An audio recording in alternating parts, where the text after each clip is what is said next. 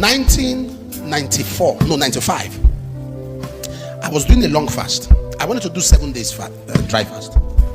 So I did 3 days, 7 days. I got to the 7th day. I don't know if that's happened to you before, that you want to fast for a couple of days. You get to that time and you don't feel like breaking your fast. You just continue. So I got to 7. I did 9. No water, no food. I did 10. I was dying. I don't know what was wrong with me those years.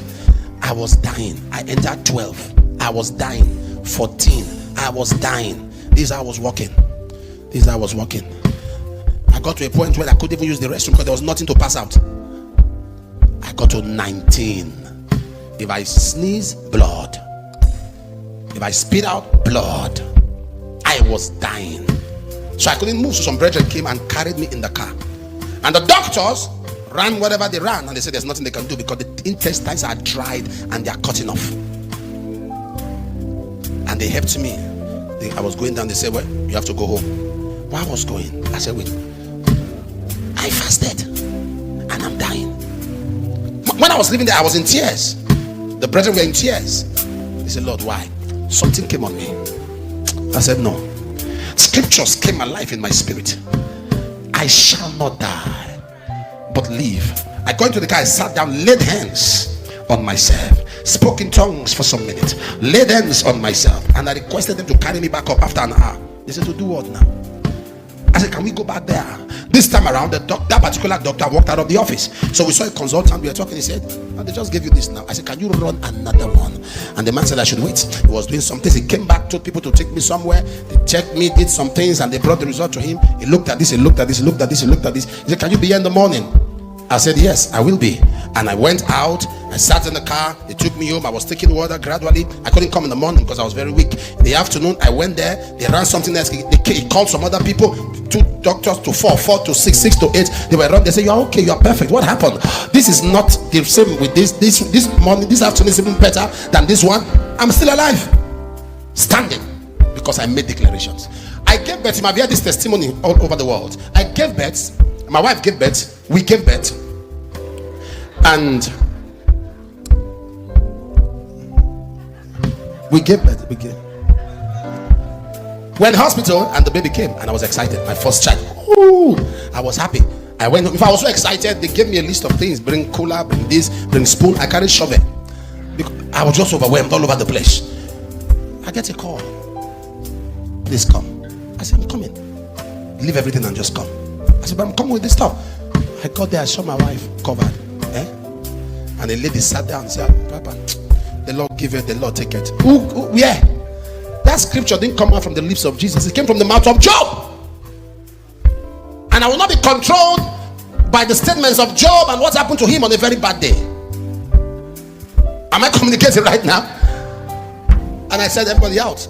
I had a very wonderful cousin that was there. Say, oh God, why? God, why? God, why? She said, well, the baby is alive. I said, you people, like, you know, when Jesus was to raise the dead, he took some people out.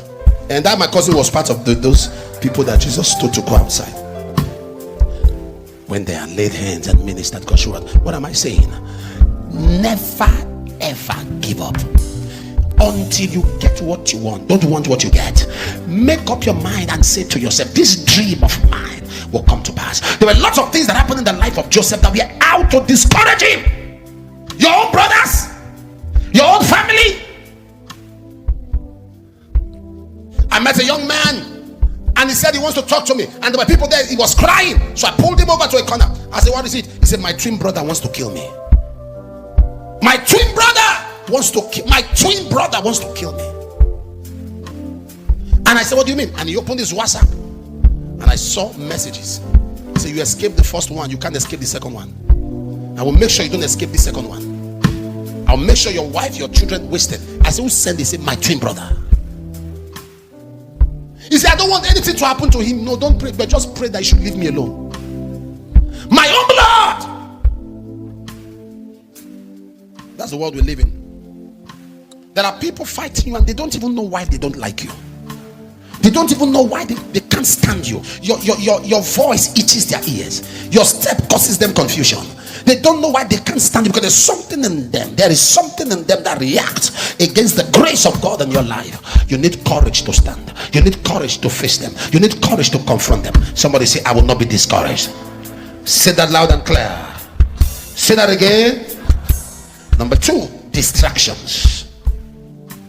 The second battle of your dream is distraction. Distraction is anything that wants your attention outside your destination. Can I say that again? Distraction is anything calling for your attention outside your destination. Outside your destination. Distraction. Distraction is the devil's search for your attention. The enemy's pursuit for your attention. Distraction. Sometimes when you see a storm, you see a huge storm, it's because you are about to cross over to another side. Until there is a storm, your crossover is not in view. There are people today who are asking themselves, what have I done? Why is this happening to me? What have I done? Why am I going through this phase of my life? It's because there is another side you are about to step into. And as God is God, nothing will stop your transition. Nothing will stop your transition. You will assess your destination. I said you will assess your destination. Nothing will stop your transition. You will assess your destination. Nothing will stop your transition. You will assess your destination. Nothing will stop your transition. This is where sensitivity comes in. Not all jobs you accept, no matter how attractive the pay is, you must inquire of the Lord. You must inquire of the Lord. You must be saved, because there are things that the enemy, not all open doors are God's doors, some are traps. Can I repeat that?